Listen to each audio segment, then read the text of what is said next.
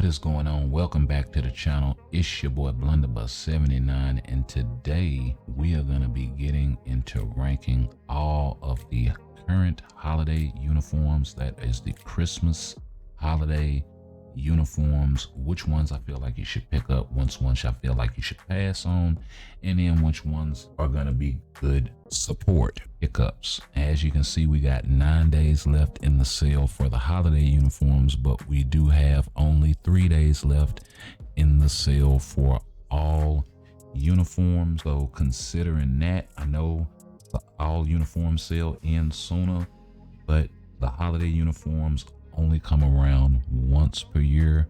So I figured this one would be most important to get out, to give people as much heads up time to be able to make the best decision possible. Look, we all go way back, and I owe you from the thing with the guy in the place, and I'll never forget it.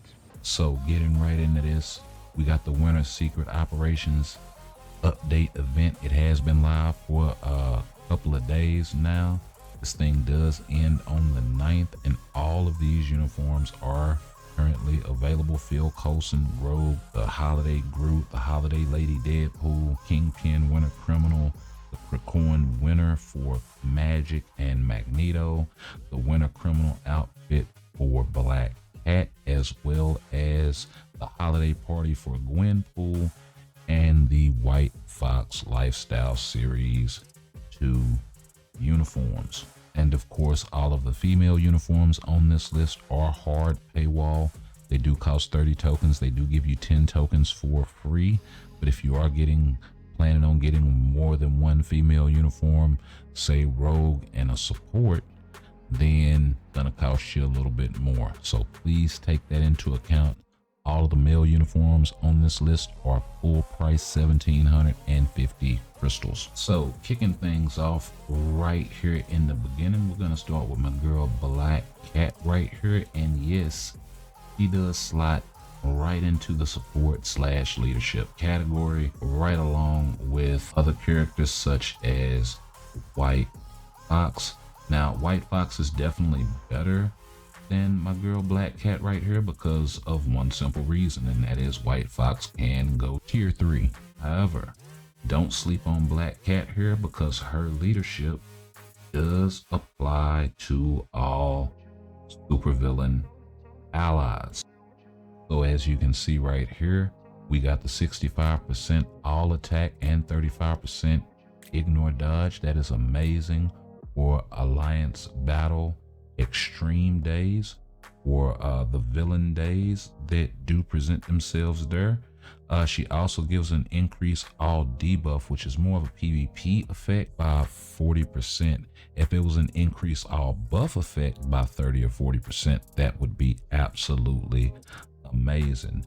And then they never did give her a Shadow Awaken skill or anything like that to kind of, go along with the rest of her kit.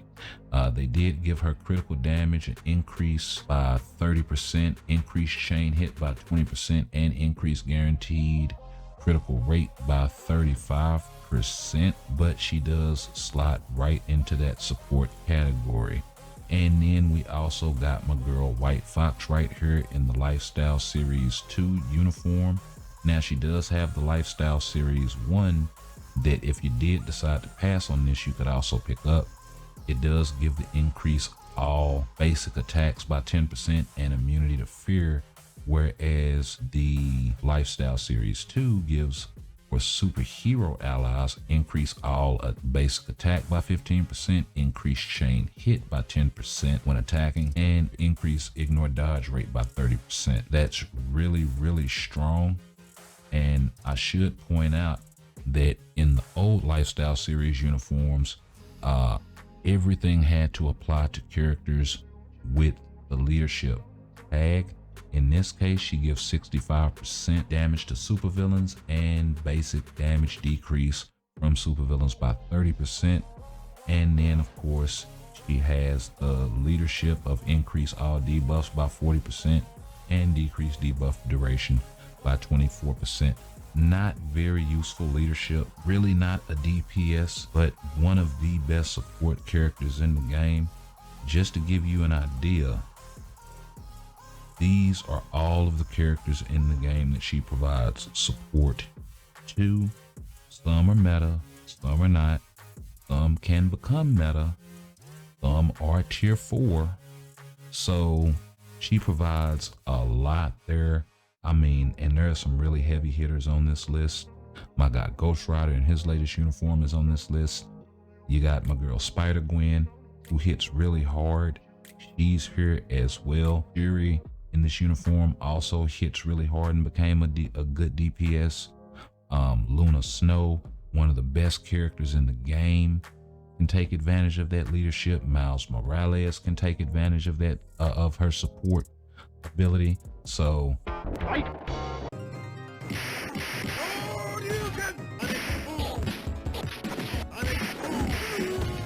you win. Perfect. You really want to take that into consideration when you're looking at White Fox there. We got my guy Kingpin right here. Now, this uniform does make him the best version of himself. At one time, he was ABX meta. He got some guaranteed critical rate increase, some increased skill damage, bonus damage. He also got a leadership that applied to supervillain allies of 40% attack, 30% HP. He also got some increased critical damage and increased ignore target dodge rate with this thing. He also got 100% chance to increase critical damage by 45% over the cap. Once again, I think that this would be a lot better if it were flipped. You see something similar with Magic where it's 100% chance, and then he also gets a 15% chance apply chain hit. Also, this thing, the crit damage thing, has a cooldown to it. So even if it's 100%, it's actually only 70% of the time that you're gonna get it, 7 out of 10 seconds. Yeah, kind of really wish they'd have worked that the other way around where he increased his damage by 100% over the cap. They did give him 50% penetration, 4 seconds of invincibility, a frenzy buff. He also got a heal in this thing of 15% for 2 seconds. So this thing ticks twice up to 30%. He also got a damage proc on this thing, but he doesn't have any damage accumulation in his kit, I don't think. No, he doesn't. So yeah, that's kind of where Kingpin is sitting.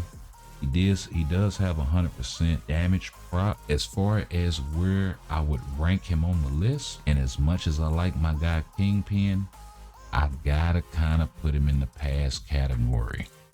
Even with the leadership that applies to supervillain allies, we do have other leads in the game. Personally, if you're a really big fan of Kingpin, I'd say go ahead and pick him up. It will make him the best version of himself.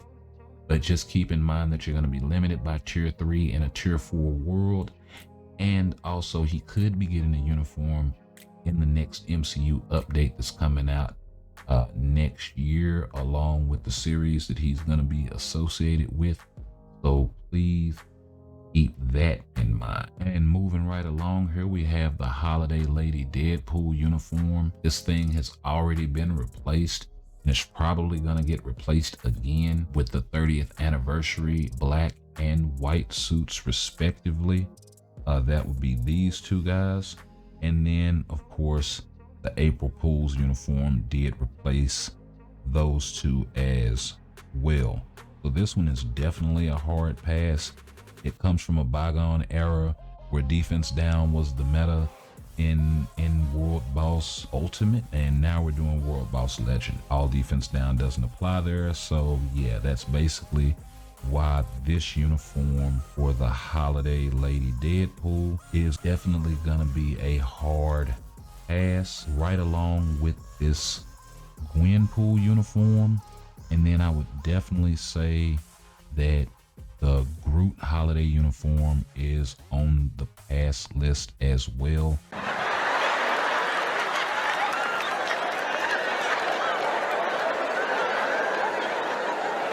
I bet you it ain't shit in there. Do not pick these three up at all.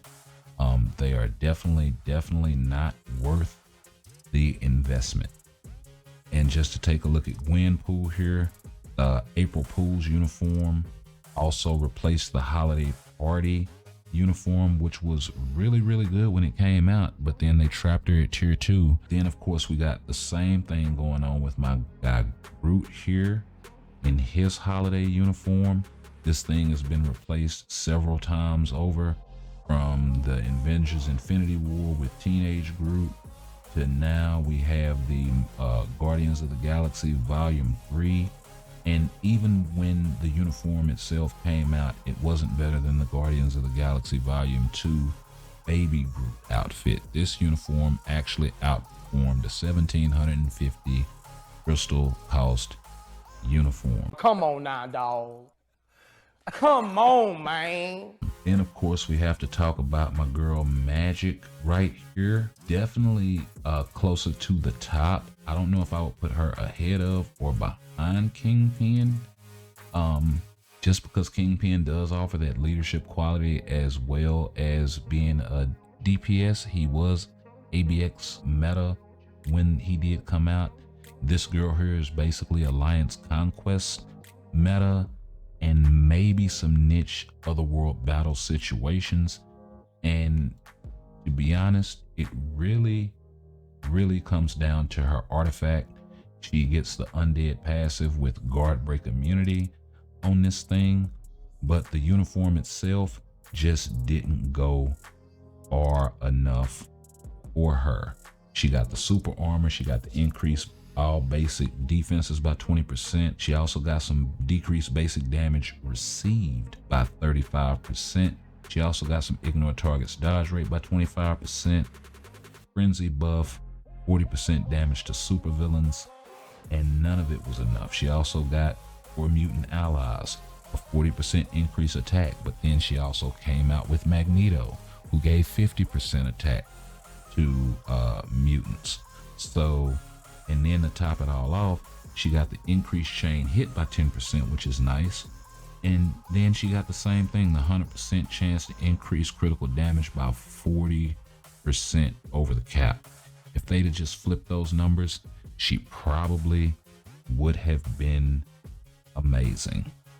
I don't think they gave her any damage accumulation in her kit. They did give her a counterattack on her second skill, which is nice, that you can cast every 6 seconds with a 20% heal and 25% chance to penetrate and 50% damage proc. I also offered damage immunity, but then all of that is on the same skill. And then you look across the board at the rest of her skills and she basically has nothing else.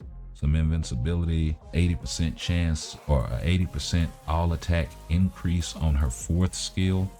So yeah, that's pretty much where she sits, and for that reason, we are gonna give her a trip to El Paso, probably directly behind Kingpin though. I would say for these two characters, Kingpin, and this is almost the reason why I made a 4th category, but for Kingpin and Magik, I would say if you're really big fans of the characters, this is the best that they are right now in the game. Go ahead and pick them up, but keep in mind, like I said at the beginning of the video, she is hard cash and he is 1,750 full cost crystal. Please do keep that in mind. Moving right along, we gotta put my man Phil Coulson on the list, and we'll probably wound up putting him at the head of the table in the support category. One, because male supports are a really niche class. We don't have a lot of them in the game. We don't have a lot of male hero supports in the game either, especially ones that are capable of going to tier 3 and doing in-game content. On top of that, he gives us support from his uniform passive, a 30% HP increase with a defense decrease by 20% for superhero allies. And then of course his tier 2 passive, which is basically the heart of his kit, 50% supervillain damage with a 20% supervillain damage decrease and increased guaranteed critical rate by 20%. Yes, you don't need the uniform in order to access this for in-game content, because he does have this at a lower rate as part of his base kit. However, he doesn't have the damage of this uniform as a part of his base kit. He also gets a 25% heal increase all basic attack by 40%. He gets 4 seconds of invincibility, 60%, 30% attack, defense, and crit rate frenzy buff. He gets some stun, some paralysis, and a whole boatload of damage at tier 3 that he did not otherwise have outside of any other uniform. So if you're looking to just have some fun around with Phil Coulson for the holiday uniform, I would pull out the Snowblower and go to town with him. That of course brings us to the last two characters on this list, Rogue and Magneto. He does get the 20% crit rate, 25% chain hit, and 20% guaranteed crit rate. I'm sorry, and the first one was critical damage as a part of this uniform that applies to self, which is huge. You can spam all the skills, give him a CTP of rage. But for mutant allies, he's got the 50% all attack. And I will say this, you do have to take him to tier 4 in order for you to get the most out of him. But at tier 4, he's ABX, ABL meta. You can do World Boss Legend, you can do GBR, you can do all manner of in-game content with this guy. He gets 1.5% damage accumulation. At the end of this, he better not know you're involved, not know your names, or think you're dead, because he'll kill you, and then he'll go to work on you. That's based on damage dealt, and all of his skills are instantly cancelable. In this uniform, he gets Fracture, Snare, Burn, Paralysis, some more Burn and Silence, all ABX meta skills. He gets the increased damage to human types by 80%, and then of course to tier 3, 80% chance to penetrate with 7 seconds of invincibility, 35% all attack increase with some burn, bleed, stun, and paralysis. So really, really strong for ABX and ABL. And then also really strong for GBR and World Boss. Just really, really solid all around character.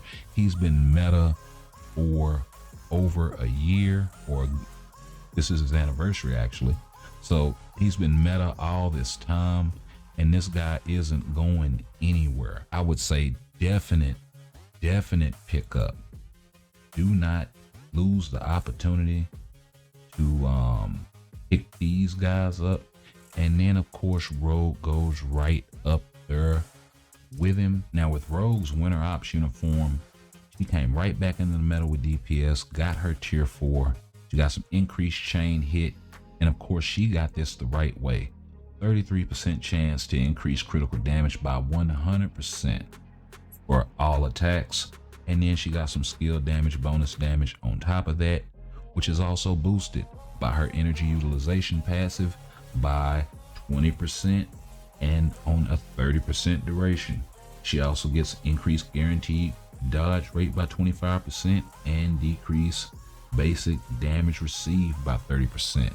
And that increase all buff effects, that applies to all of her buffs. So every single thing all the way down to her heal. You see how it only says 1 second, it actually ticks for 2, and the 15% goes up. So by the time it's all said and done, she's healing for somewhere in the neighborhood of 35 to 40%. Honey, you're giving me goosebumps.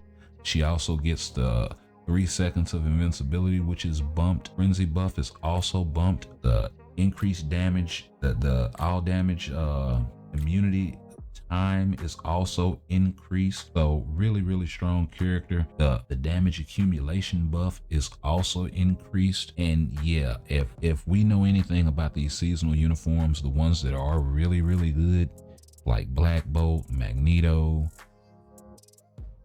and those sort, Ghost Rider, really tend to hold their value for a really long time. She did already replace Storm as far as female mutant day in Alliance Battle Extreme or Alliance Battle Legend. So if you did pass on Luna's uniform last year, or you're free to play, but you got a little bit of maybe a gift card or something, hey, She can cover a lot of days for you that Luna was taken up for. And between Luna and Gwenpool's, Spider-Gwen's newest uniform, that should cover you for Speed Human, female, and Speed Mutant days, or anything like that. This is basically how my list shakes out. Like I said, with Rogue and Magneto is pretty much 1A, 1B there.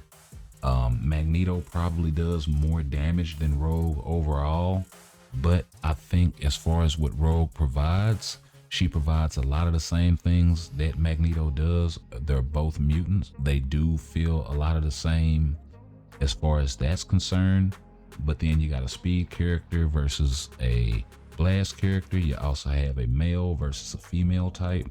So they are covering a little bit different content. Y'all let me know what y'all think down in the comments below. Like, comment, share, sub. Let me know if your list shakes out this way or maybe a little bit different.